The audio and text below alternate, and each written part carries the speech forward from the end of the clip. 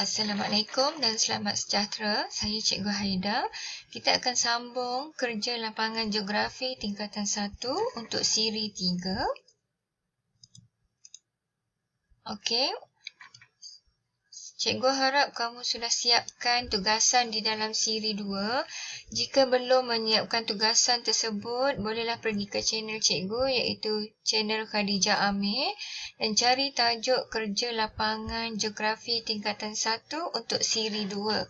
Okey, kita sambung kepada siri 3.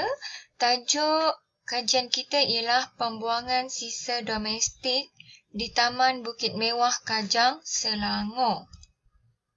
Okey, dalam siri 3, tugasan yang kita akan buat ialah yang pertama, menyatakan konsep definisi sisa domestik, menulis jenis-jenis sisa domestik di kawasan kajian, membina jadual dan graf serta mentafsir graf.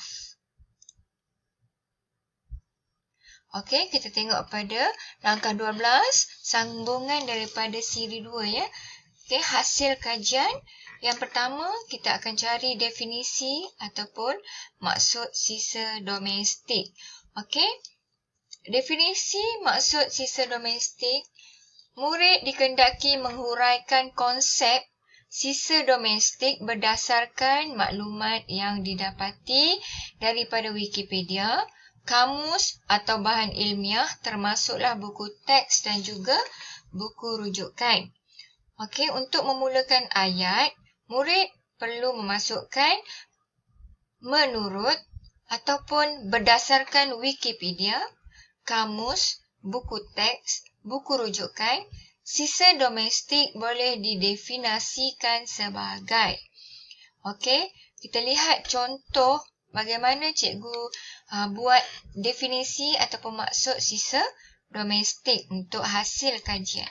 Okey, contohnya, menurut Wikipedia, boleh didefinisikan sebagai, okey, ataupun ini ialah perenggan pertama.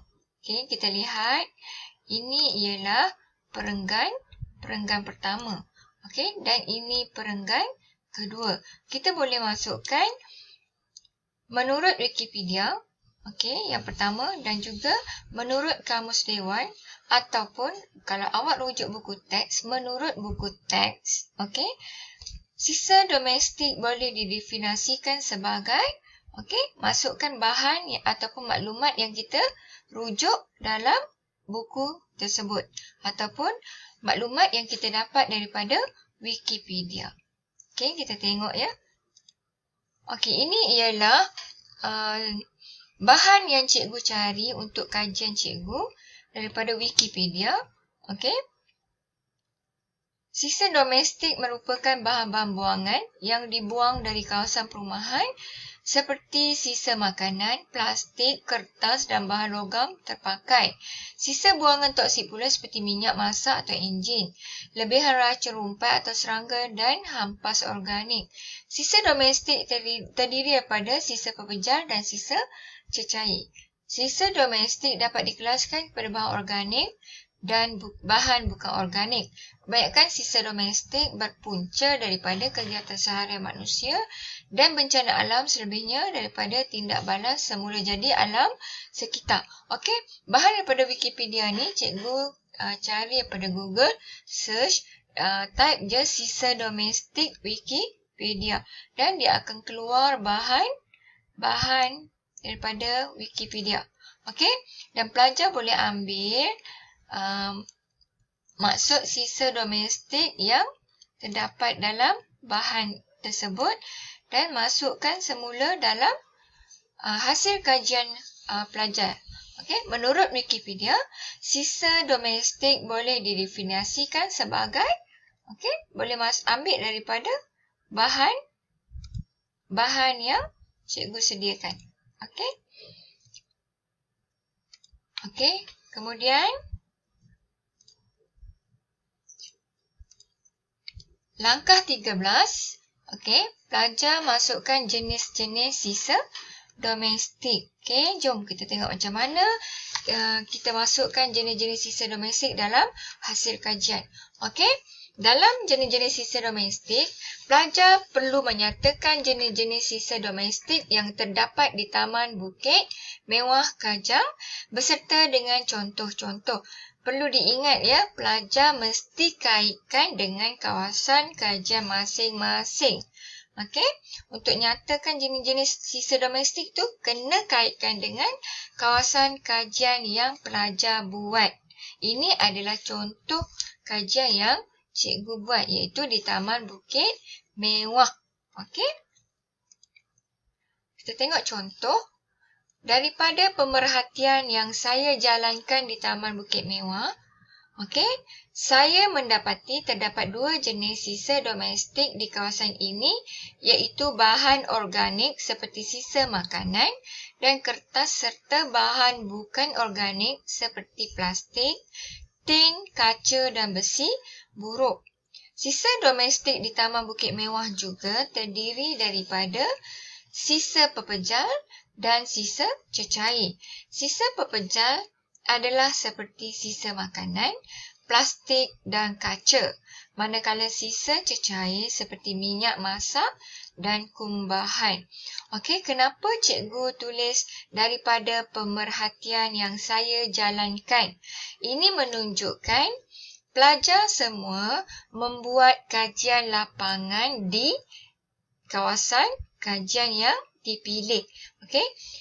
Jadi kita perlu tulis daripada pemerhatian. Pemerhatian ialah salah satu kaedah ataupun cara kajian pelajar lakukan. Okey? Kaedah kajian yang pelajar lakukan. Okey, perlu juga ditulis dijalankan di Taman Bukit Mewah. Kerana ini yang saya cakap, kena kaitkan dengan kawasan kajian. Kena tulis kawasan kajian. Okey? Sama juga perenggan kedua, cikgu tulis sisa domestik di Taman Bukit Mewah. Okey, pelajar bolehlah masukkan kawasan kajian yang pelajar pilih. Okey? Boleh faham? Okey, langkah 14. Okey.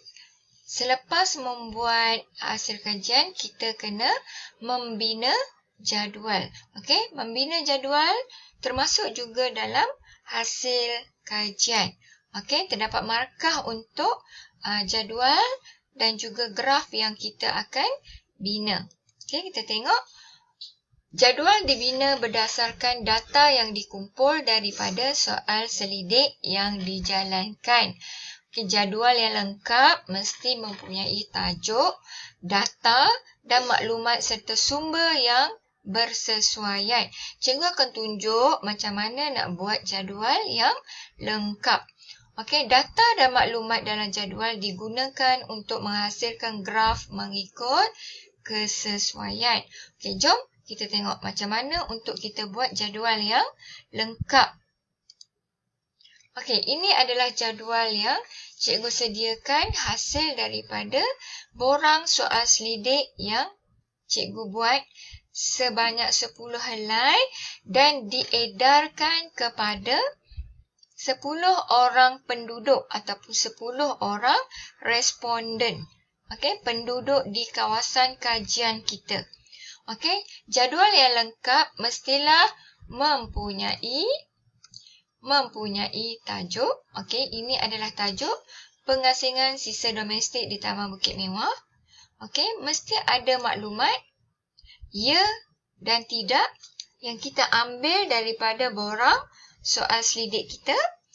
Melakukan pengasingan sisa domestik, ada bilangan orang dan juga sumber. Okey, sumber borang soal selidik yang kita rujuk. Okey, kita tengok seterusnya.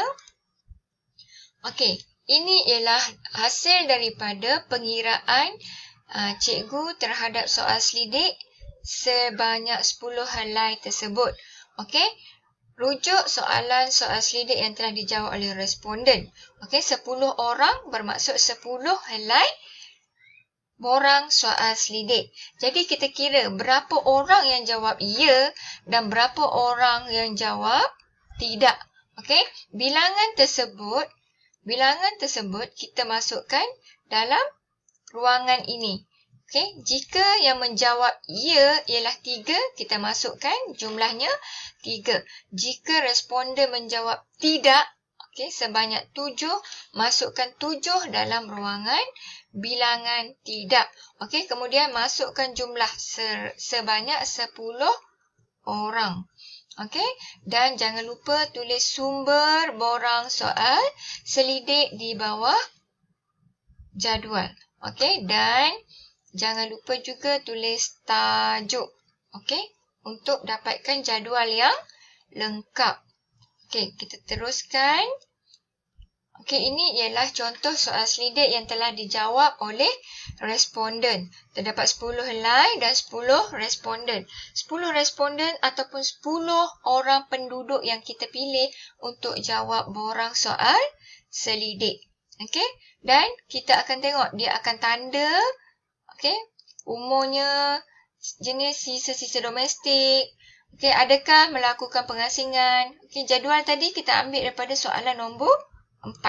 Okey, kira berapa orang yang jawab tidak dan berapa orang yang jawab ya. Masukkan semula dalam jadual. Okey. Seterusnya, langkah 15. Daripada jadual tersebut, kita perlu melukis graf. Okey, tengok macam mana untuk kita lukis graf yang lengkap. Graf yang dilukis mestilah merujuk kepada maklumat yang terdapat di dalam jadual. Okey, ini jadual yang kita dapat tadi. Okey, ya sebanyak 3 orang. Yang menjawab tidak ialah sebanyak 7 orang dan jumlah penuhnya ialah 10 orang. Okey, kita tengok daripada maklumat yang kita dapat daripada jadual, bagaimana untuk melukis graf. Okey. Graf yang lengkap mestilah ada paksi X iaitu paksi yang menegak dan ada paksi Y iaitu paksi yang mendatar. Okey. Ada tajuk iaitu pengasingan sisa domestik di Taman Bukit Mewah ataupun di tempat kawasan kajian anda. Ada label paksi. Paksi X ialah bilangan. Paksi Y labelnya ialah pengasingan sisa domestik. Ada skala. Okey, skala yang cikgu pilih ialah berdasarkan jadual. Okey, tadi jumlah yang paling tinggi ialah 7. Jadi kita kena lebihkan sehingga 8. Okey, kena lebihkan daripada jumlah yang terdapat dalam jadual. Jumlah tertinggi yang ada dalam jadual. Jadi kita kena lebihkan skala tersebut. Kemudian ada sumber. Okey, ada sumber borang soal selidik. Ada bar. Okey, bar untuk ya sebanyak 3 orang dan tidak untuk 7 orang. Okey, ini ialah graf yang lengkap. Okey, langkah 16. Daripada graf tersebut, kita perlu mentafsir graf. Ini adalah contoh yang cikgu bagi. Graf ini menunjukkan hasil kaji selidik yang dilakukan terhadap 10 orang penduduk di Taman Bukit Mewah Kajang sama ada mereka melakukan pengasingan sisa domestik atau tidak. Sebanyak, berapa orang tadi yang kita tengok daripada jadual? Daripada kalangan responden mengatakan mereka tidak melakukan pengasingan sisa domestik dari rumah mereka. Manakala, berapa orang daripada mereka melakukan pengasingan sisa domestik? Tadi yang kita tengok yang melakukan pengasingan ialah sebanyak 3 orang. Dan yang tidak melakukan pengasingan sisa domestik ialah seramai 7 orang. Jadi kita masukkan 7 dan bahagian ini ialah 3 orang. Okey. Siri akhir nanti kita akan buat cadangan, kesan-kesan pembuangan sisa domestik, cadangan dan juga rumusan, rujukan dan juga lampiran. Okey, dah habis siri 3 ni, jangan lupa kemaskini jadual kerja, ya. Okey.